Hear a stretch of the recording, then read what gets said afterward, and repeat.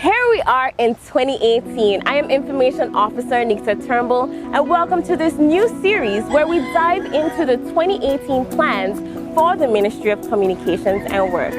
First up, we'll talk to the ministry to get an overview of their blueprints and project schedules for the year. And although in hindsight, we'll also talk about the successes and setbacks from 2017 and how the ministry and its departments are moving forward. Stay tuned as we take a look into 2018.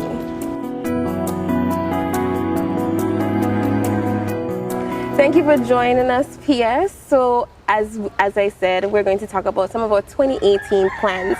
But before we jump into 2018, let's recap the events that happened in 2017. The biggest being the flood and hurricane. What was the ministry's role in these events? Okay, thank you, Ms. Turnbull, for having me here today to basically give an overview of what the ministry has been instrumental in doing for 2017 and also the opportunity to inform the BVI community of what our plans are for 2018. First off, as you rightfully said, in 2017, we had what none of us could have basically expected. Totally by surprise. First, we had the floods of August 6th and 7th, which, as you know, did reaped havoc throughout the BVI, flooding that you would only see one in maybe 50 or one in 100 years. And as a result of those floods, we had to deal with the guts and drains that were blocked, even though we had started to prepare for the hurricane season, and we had cleaned approximately 80% prior to the floods.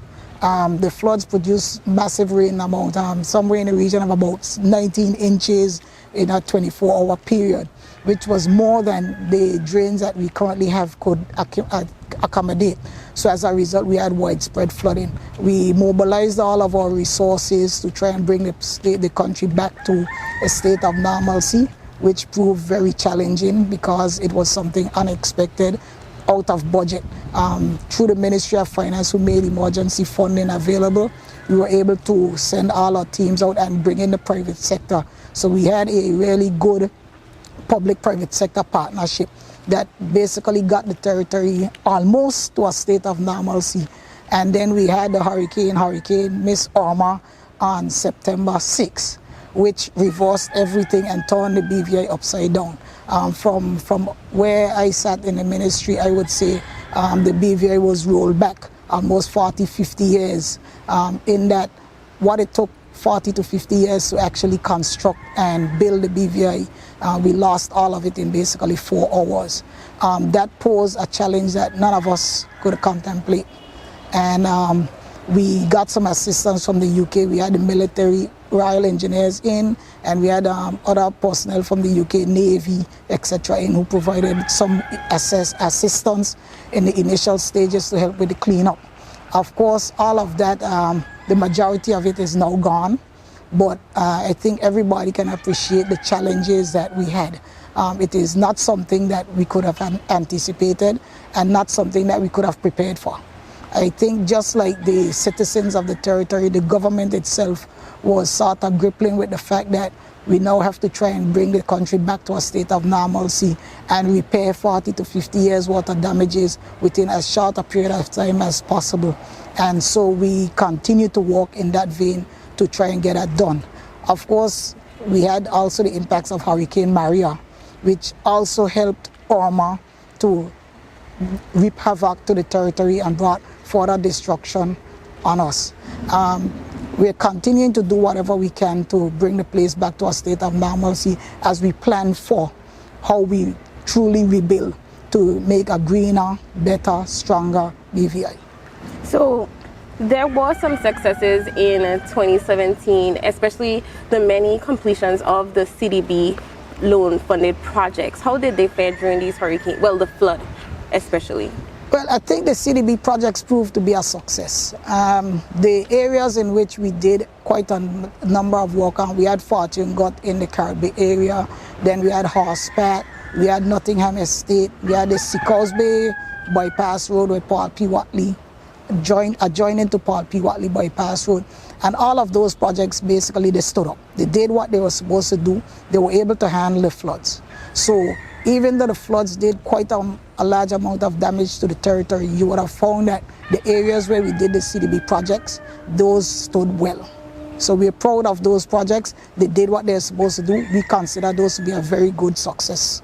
What measures will the ministry be taking this year to safeguard the infrastructure, especially during the hurricane season? Again, what we're doing is we're trying to prepare for the season before it comes. Obviously, 2017 have taught all of us a huge lesson. I mean, we cannot underscore the lessons learned as a result of 2017. And I know persons would like to believe or at least think that by the hurricane season this year, everything will be in perfect order and we'll be able to withstand the hurricanes as they come. As of right now, we are confident that we can withstand Cat 1, 2, 3, even up to Cat 4 hurricanes without much issues in terms of our drainage and our infrastructure network, because that's what they were originally designed for. However, if we have another 1 in 50 year, 1 in 100 year storm, floods or rains, then we have another issue, because our infrastructure was not designed to deal with those 1 in 50, 1 in 100 year storm surges or rainfalls. Also, we're not designed to deal with the large spat category 5++. So obviously what we're doing now is we're making sure that our planning process looks at Cat 5++ and the 1 in 100 year storm surges as those may come about, and floods, because we cannot take it for granted any longer that these would only occur 1 in 100 years or 1 in 50 years, because I think the BVI have actually seen in the last 20 years 3 1 in 100 year flood systems. In 2003 we had some severe flooding that flooded out the whole of the Caribbean area, which caused us to go into planning to deal with such situations. Then in 2010 we also had severe flooding of the whole Road Town area, which forced us to go into doing a whole catchment study of the Road Town area to deal with a flooding system that's likely to occur there.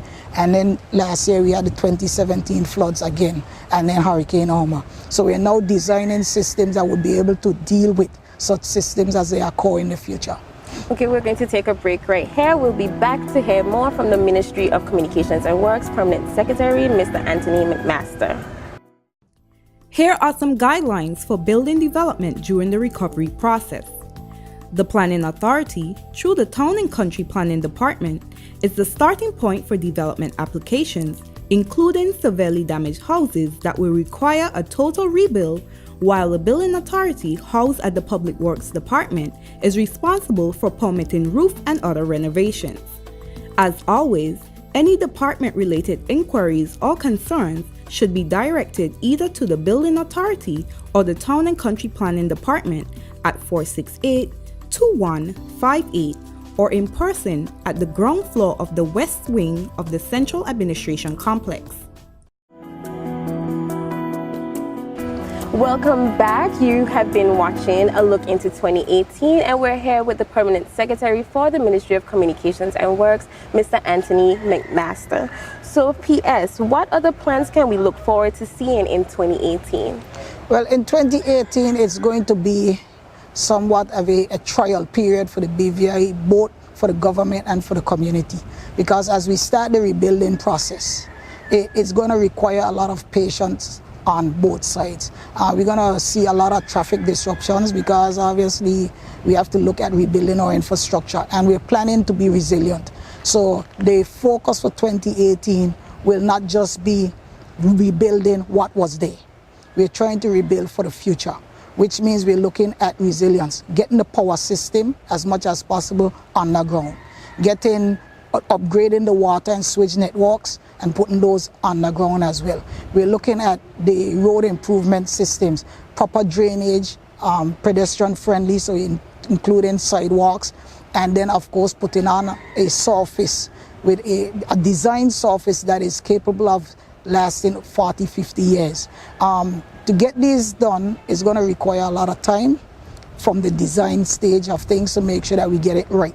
And to get that done, what has happened is that through partnership with the UK government, we now have engineers on board who have been sponsored by the UK Foreign Investment Development Program, where they would be here to assist us with the design phase of these projects. And also we're going to be using the private sector as well.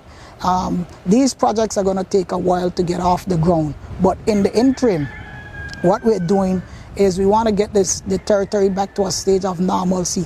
So you notice that right now we're doing road repairs in basically all the locations throughout the territory. We're trying to fix all the major potholes, look at some of the drainage issues, and try to make the roads as vehicular friendly as possible. That in itself takes a little bit of time, and we would request at this point in time the patience of the public as we try to go through it.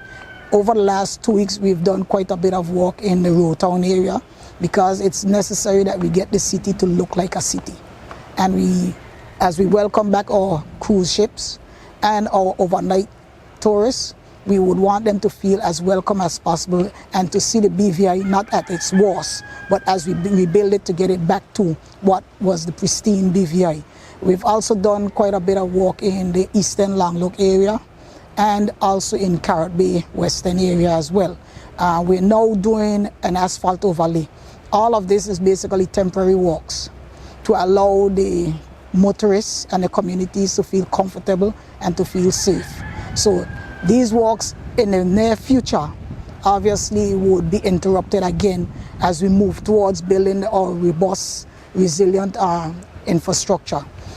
Also, in terms of power restoration, BVI EC and its team has been doing a tremendously well job. It's excellent. We now have about 70% of the communities back with power, and they're moving forward to try and get the remaining 30% up by Easter. Additionally, what we're doing is we consider security to be a big thing for us. So starting this week, BVI EC team will also be moving forward with reinstalling street lights in most of the high-prone areas where there are high traffic, and we want persons to feel safe, to be able to traverse day or night. So that is a program that is going to be going full speed this week, and there are going to be some interruptions as the trucks and the workers are there. So we'll ask the community to be patient about it, be considerate as well, because safety comes first, and we would like our workers to be safe just as we would like the communities to be safe. So are there any plans in 2018 that have now been pushed back because of the setbacks in 2017? I would not say that there are any plans that have been pushed back. What I would say is that the plans are now being reviewed, because the ministry's plans are basically the same. It's road redevelopment, power, water, sewage, telecommunications. It's all about the infrastructure and making sure that we have a robust infrastructure. In 2017, prior to the hurricanes, we did have plans that would allow the continuous improvement of our infrastructure into 2018. Resulting from the hurricanes, now obviously we had to revisit those plans to make sure that we're not just executing the plans that were already designed, but reviewing the designs to make sure that they're looking at a robust system, better drainage. So for instance, there are areas where we had increased the drainage from currently 12, 18 inches that we were going up to 2 feet. We're now reviewing those based on the studies that have been done from the CDB funded projects of the whole Road Town Basin area.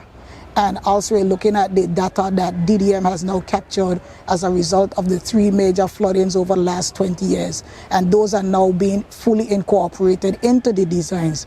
So it isn't that they have been pushed back, but they're being reviewed, and where necessary, we're going to be tweaking those designs to make sure that we rebuild more resilient.